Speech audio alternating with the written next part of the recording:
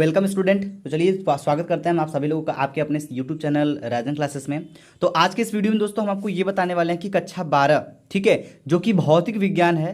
तो आज हम आपको 41 महत्वपूर्ण टॉपिक ऐसे बताएंगे, 1 से 8 से लेकर 9 चैप्टर तक ऐसे टॉपिक बताएंगे जो कि आपके लिए बहुत इंपॉर्टेंट है बोर्ड एग्जाम के लिए। तो चलिए बिना देर किए हम शुरू करते हैं। तो वीडियो को पूरा देखिएगा और वीडियो को लाइक कर दीजिएगा और जो जो टॉपिक हम आपको बताने जा रहे हैं उसको नोट जरूर कर लीजिएगा, ठीक है। तो देखिए पहले बात करें हम चैप्टर 1 से 8 तक के बीच में जो टॉपिक्स है जो आपको पढ़ना है वो बहुत ज़रूरी है, ध्यान दीजिएगा। इसमें पहला टॉपिक है आपका विद्युत आवेश तथा आवेश के प्रकार। तो विद्युत आवेश तथा आवेश के प्रकार जो है ये बहुत इंपॉर्टेंट है दोस्तों, ये पढ़ना पड़ेगा। उसके बाद दूसरा है आपका कूलाम का नियम, ठीक है। तो ये जो टॉपिक हम आपको बता रहे हैं ये ऐसे वैसे कोई टॉपिक नहीं, क्योंकि ये टॉपिक सिर्फ बोर्ड एग्जाम के लिए सेलेक्ट किया गया है। तो आप इस सभी टॉपिक को जरूर पढ़ लीजिएगा। दूसरा है कूलाम का नियम। उसके बाद है तीसरा आपका है विद्युत बल रेखाएं। देखिए ये जो विद्युत बल रेखाएं हैं इससे भी क्वेश्चन आपको पूछा जाएगा। आगे बात करेंगे विद्युत द्विध्रुव आघूर्ण, ठीक है। विद्युत द्विध्रुव आघूर्ण के बारे में नाम सुना होगा आप लोगों ने, तो इसके बारे में भी आपको पढ़ना है। आपने पढ़ लिया है तो बहुत अच्छी बात है, यदि आप नहीं पढ़े तो घबराने की कोई बात नहीं, क्योंकि इसमें से हर एक टॉपिक हम आपको हर एक टॉपिक पे हमारा हर एक वीडियो होगा, ठीक है। चलिए आगे बात करेंगे हम विद्युत द्विध्रुव विद्युत द्विध्रुव की अक्षीय स्थिति में विद्युत क्षेत्र की तीव्रता। तो विद्युत द्विध्रुव के कारण जो है अच्छी स्थिति में जो विद्युत क्षेत्र की तीव्रता का व्यंजक होता है ये भी हमें निकालना पड़ेगा, ये डेरिवेशन होता है। तो ये बोर्ड एग्जाम में बहुत पूछा जाता है, इसको भी हम आपको बताएंगे। अगर आपको पता है तो ठीक ठीक है, और नहीं पता है तो घबराने की कोई बात नहीं है, हम आपको एकदम स्टार्टिंग से बता देंगे, ठीक है। इसके बाद हम बात करेंगे क्वेश्चन 6वें पॉइंट में विद्युत द्विध्रुव की निरक्षीय स्थिति में विद्युत क्षेत्र की तीव्रता।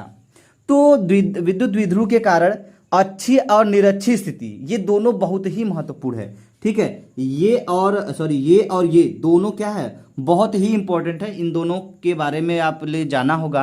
ये डेरिवेशन है पहले चैप्टर से लेकर के, ठीक है। तो आप इसको पढ़ लीजिएगा। अगर नहीं पढ़े हैं तो घबराइएगा मत, आप हमें कमेंट सेक्शन में कर दीजिएगा। अच्छी और निरक्षी दोनों को हम एकदम अच्छे से क्लियर कर देंगे।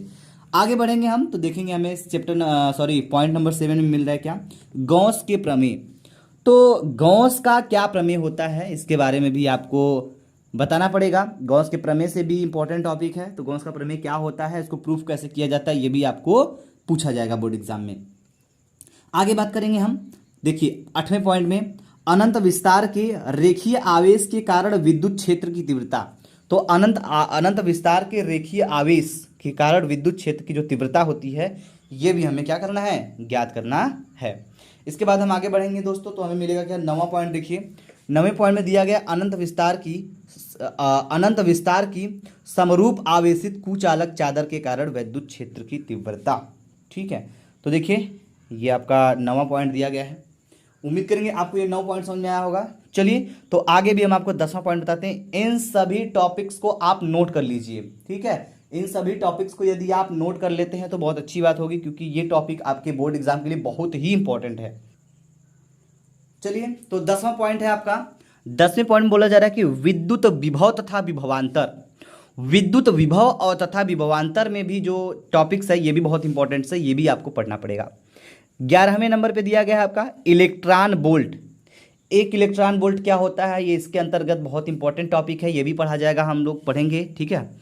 12वां पॉइंट में बोला जा रहा है कि विद्युत द्विध्रुव की अक्षीय स्थिति में किसी बिंदु पर विद्युत विभव। अब देखिए विद्युत द्विध्रुव के कारण अक्षीय स्थिति में क्या था, विद्युत क्षेत्र की तीव्रता हमने बता दिया, लेकिन यहाँ पे आपको विद्युत विभव भी क्या करना पड़ेगा, ज्ञात करना पड़ेगा, ठीक है। तो इसको भी आप लोग नोट कर लीजिएगा। हो गया। चलिए अब आगे बढ़ते हैं हम लोग।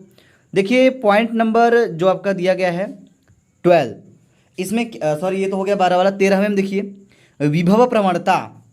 तो जो 13वां पॉइंट है इसमें विभव प्रवणता क्या होता है ये भी आपको पढ़ना पड़ेगा, ठीक है।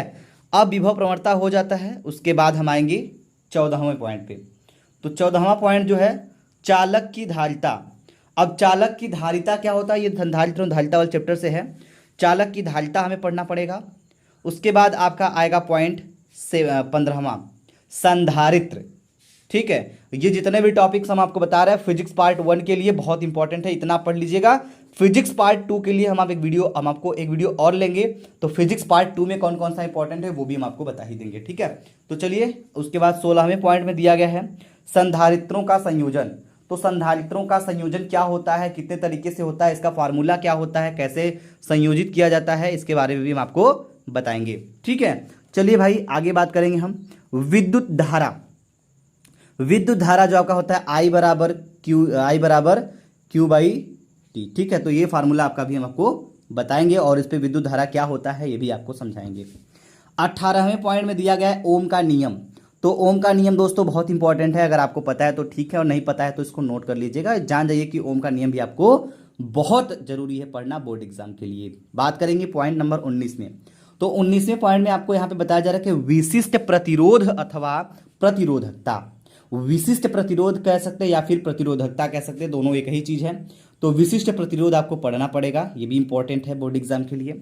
20वें पॉइंट में आपको हम बता दें, 20वें पॉइंट में आपका दिया गया है विद्युत प्रतिरोध। ठीक है, तो विद्युत प्रतिरोध क्या होता है इसके बारे में भी आपको पढ़ना पड़ेगा। ठीक है, इसके बाद हम आएंगे पॉइंट नंबर 21 में। तो 21 देखिए प्रतिरोधों का संयोजन। अभी देखिए यहाँ पे संधारित्रों का संयोजन था, यहाँ प्रतिरोधों का संयोजन है, तो इन दोनों को बहुत अच्छे से पढ़ना पड़ेगा। ठीक है, क्योंकि प्रतिरोध का जो संयोजन है उसका फॉर्मूला अलग होता है और जो संधारित्र का संयोजन होता है उसका फार्मूला अलग होता है दोस्तों। ठीक है, इसके बाद हम आएंगे पॉइंट नंबर 22 में। तो 22वें पॉइंट में देखिए विशिष्ट चालकता। पॉइंट नंबर 22 में यहाँ पे बताया जा रहा है विशिष्ट चालकता भी आपको पढ़ना पड़ेगा। 23वें पॉइंट में किरचॉफ के नियम। किरचॉफ के नियम यदि आप जानते हैं तो अच्छी बात है, यदि नहीं जानते तो कोई घबराने की बात नहीं है। किरचॉफ के नियम को भी हम आपको एक वीडियो को एक एक हेडिंग के माध्यम से हम क्लियर करेंगे। ठीक है, उसके बाद आपका आएगा व्हीटस्टोन सेतु। व्हीटस्टोन सेतु क्या होता है? ठीक है, तो व्हीटस्टोन सेतु बहुत इंपॉर्टेंट है दोस्तों। व्हीटस्टोन सेतु के साथ एक और है मीटर सेतु। ठीक है, दोनों ही बहुत लाजवाब है। तो चलिए ये 24 पॉइंट नोट कर लीजिए और आगे कौन से टॉपिक है उसको भी हम बता देते हैं। चलिए ध्यान दीजिएगा, मैंने बोला था आपसे मीटर सेतु। 25वें पॉइंट पे क्या है? मीटर सेतु। व्हीटस्टोन सेतु के बाद आपको मीटर सेतु के बारे में भी पढ़ना बहुत जरूरी है। उसके बाद 26वें पॉइंट में क्या है दोस्तों, ध्यान दीजिएगा, बायो-सेवर्ट का नियम।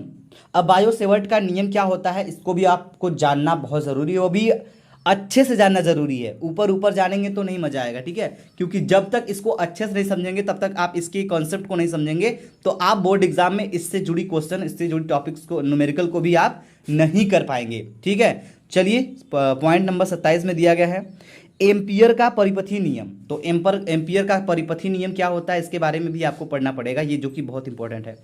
पॉइंट नंबर 28 में देखिए क्या है, चुंबकीय क्षेत्र।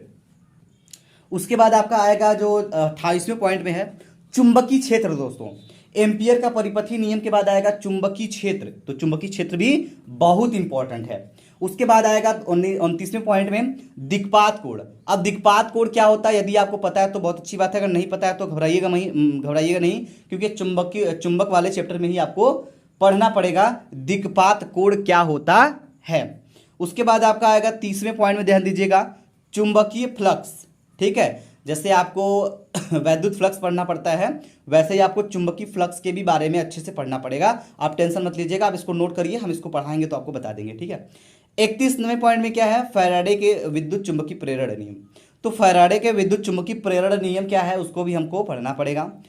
पॉइंट नंबर देखिए 32 में क्या है, 32 में आपको दिया गया है दोस्तों स्वप्रेरण। स्वप्रेरण क्या होता है ये भी हम आपको बहुत अच्छे से बताएंगे, स्वप्रेरण के बारे में। ठीक है, अब बात करेंगे 33वें पॉइंट में। 33वें पॉइंट में दिया गया अन्योन्य प्रेरण। अब स्वप्रेरण के बाद एक हमें और पढ़ना पड़ेगा, इसका नाम है अन्योन्य प्रेरण।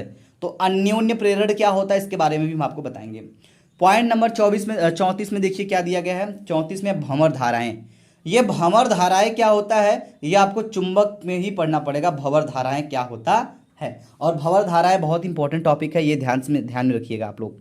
ठीक है, भंवर धाराएं के बाद आपका आएगा 35वें नंबर पे क्या है, विभिन्न प्रकार के प्रत्यावर्ती परिपथ। देखिए विभिन्न प्रकार के प्रत्यावर्ती परिपथ जो है आपको पढ़ना पड़ेगा। पहला है आपका एसी परिपथ, एसी सर्किट इसको बोल सकते हैं, एलआर सर्किट यानी एलआर परिपथ, एसी सर्किट, एसी सर्किट मतलब एसी परिपथ, एलसी परिपथ, एलसी सर्किट कहते हैं। ठीक है, LCR परिपथ, तो ये जो भी हैं, ये जितने भी परिपथ हैं, इन सभी के बारे में आपको बहुत अच्छे से पढ़ना पड़ेगा, आप टेंशन मत लीजिएगा।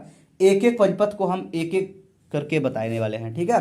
चलो आगे बढ़ते हैं हम लोग पॉइंट नंबर 36 में। इसमें देखिए पहला दिया है चोक कुंडली, तो 36वें पॉइंट में आपको चोक कुंडली, ये जितना भी टॉपिक हम आपको बता रहे हैं, इन टॉपिक को आप तैयार रखिएगा, ठीक है। इसके बाद आप कुछ पढ़ने की कोशिश करिएगा, क्योंकि अगर इतना तैयार है तो बोर्ड एग्जाम में किसी का बाप आपको नहीं रोक सकता अच्छा नंबर लाने से, ठीक है। अगर बगल में बैच भी आपके बैठा हुआ है ना, तो भी वो भी कुछ नहीं कर सकता, ठीक है।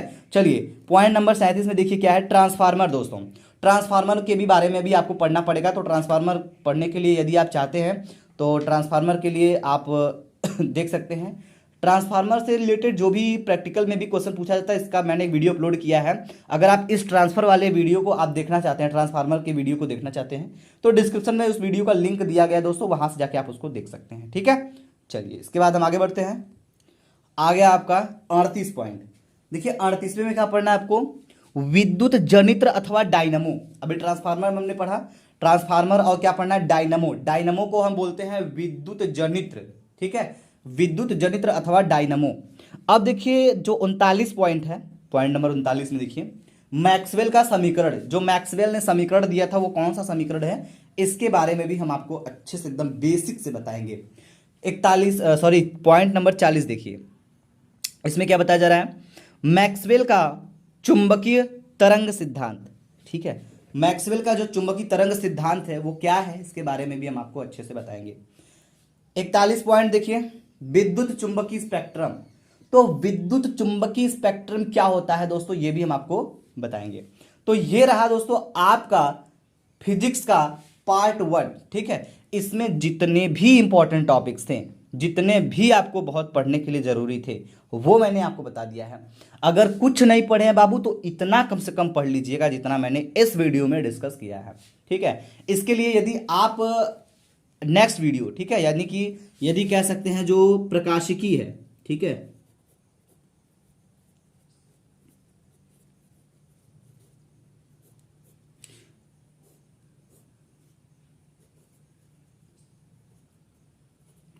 ठीक है, फिजिक्स पार्ट 2 जिसमें प्रकाशिकी टॉपिक है। अगर आप जानना चाहते हैं कि फिजिक्स सेकंड वाले में भी कौन कौन सा इंपॉर्टेंट है, कौन कौन सा हमको पढ़ना चाहिए, तो उसके लिए आप हमें कमेंट बॉक्स में कमेंट करिए, हम उसका वीडियो भी अपलोड कर देंगे, ताकि आप वहां से भी पूरा केमिस्ट्री, पूरा फिजिक्स को समझ पाएं कि आपको क्या क्या इंपॉर्टेंट पढ़ना पड़ेगा, ठीक है दोस्तों।